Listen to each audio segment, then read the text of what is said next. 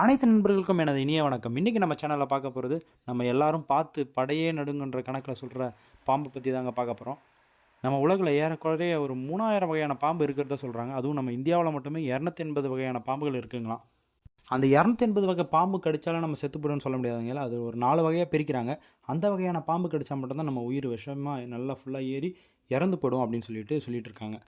அந்த 4 வகை பாம்பு என்னன்னு பார்த்தீங்கன்னா, கட்டு விரியன், கண்ணாடி விரியன், நல்ல பாம்பு மற்றும் சுருட்டை விரியன் அப்படின்னு சொல்கிறாங்க. நம்ம ஃபஸ்ட்டாக பார்க்கக்கூடிய பாம்பு என்னென்னு பார்த்தீங்கன்னா, நம்ம பார்த்தாலே உடம்பெல்லாம் சிலுக்கக்கூடிய அளவு இருக்கக்கூடிய ராஜநாகத்தை பற்றி தாங்க பார்க்க போகிறோம். ராஜநாகம் வந்து பொதுவாக கடித்தாலே 25% மட்டும்தான் உயிர் பிழைக்க முடியும் அப்படின்னு சொல்கிறாங்க. ராஜநாகம் வந்து 12 முதல் 13 அடி வரைக்கும் வளரும் அப்படின்னு சொல்கிறாங்க.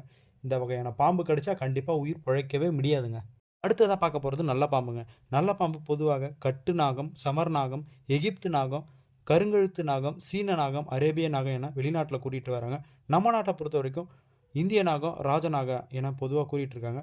இந்த வகையான நாகப்பாம்பு வந்து நம்மளை கடிக்க வரும்போது முதல்ல வந்து படம் எடுக்குமாங்க, அதுக்கப்புறம் தான் கடிக்கும் அப்படின்னு சொல்கிறாங்க. இதை நம்ம பார்க்க போகிறது கட்டுவிரியன் பாம்பை பற்றி தாங்க பார்க்க போகிறோம். இந்த வகையான பாம்பு பொதுவாக காடுகளில் தான் வசிக்கும் அப்படின்னு சொல்கிறாங்க. இந்த வகையான பாம்பின் வேறு ஊரில் உள்ள பெயர் என்னன்னு பார்த்தீங்கன்னா, பனை விரியன், எட்டி விரியன், எண்ணெய் விரியன் என்னெல்லாம் சொல்கிறாங்க. நம்ம ஊரை பொறுத்த வரைக்கும் கட்டுவிரியன் வாழக்கூடிய இடம் என்னென்னு பார்த்தீங்கன்னா, வயல், மண் குப்பை கூடங்களிலும், எலிவலை, கரையான் புற்று மற்றும் கற்குவியல் போன்ற இடங்களில் வாழும் அப்படின்னு சொல்கிறாங்க. இது சராசரியாக 1 மீட்டர் அளவுக்கு வளரும் அப்படின்னு சொல்கிறாங்க. இவ்வகையான பாம்பு கருநீளத்திலிருந்து நீளம் கலந்த சாம்பல் நிறமாக இருக்கும் அப்படின்னு சொல்கிறாங்க. கட்டுவிரியனை பொறுத்த வரைக்கும் கடித்தா கொடிய விஷயம்னு ரொம்ப சொல்கிறாங்க. அடுத்ததாக நம்ம பார்க்க போகிற பாம்பு சுருட்டை விரியங்க. இது வேறு ஊரில் என்னென்னலாம் சொல்கிறாங்கன்னா, குரட்டை பாம்பு, செதில் விரியன் மற்றும் குழிவற்ற விரியன்லாம் சொல்கிறாங்க. இந்த வகையான பாம்பு தலை வந்து முக்கோண வடிவில் இருக்குமா. முக்கோண வடிவில் இருந்தாலும் இதனோட தலையில் வந்து அம்பு போன்று ஒரு வெள்ளை கலர் கோடு இருக்கும் அப்படின்னு சொல்கிறாங்க. இவ்வகையான பாம்பு 38 முதல் 60 அடி வரைக்கும் வளருமாம். இந்த பாம்போட விஷம் வந்து நம்ம உடலில் கலந்தால் நம்ம ரத்தத்தில் இருக்கிற சிகப்பணுகளை வந்து சீக்கிரம் அழிஞ்சு நம்ம இறந்து போய்டுவோம்னு சொல்கிறாங்க. சுருட்டை விரியன் எங்கெங்கெல்லாம் காணப்படும்னு பார்த்தீங்கன்னா, முற்செடிகளில் அதிகமாக இருக்கும் அப்படின்னு சொல்கிறாங்க. நம்ம பார்க்கக்கூடிய பாம்பு விவசாயிகள் நண்பன் அப்படின்னு சொல்லலாம். அது என்ன பாம்புன்னு பார்த்தீங்கன்னா, நம்ம சாரப்பாம்பு தாங்க. சாரப்பாம்பு தெற்கு மற்றும் தென் ஆசியாவில் அதிகமாக இருக்கும் அப்படின்னு சொல்கிறாங்க.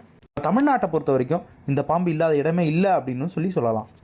சாரப்பாம்பு பொறுத்த வரைக்கும் 6 அடி வரைக்கும் வளரும் அப்படின்னு சொல்கிறாங்க. இந்த பாம்பு கடிச்சா பெருசாக வலி இருக்கும், ஆனால் விஷம் இல்லை அப்படின்னு சொல்கிறாங்க.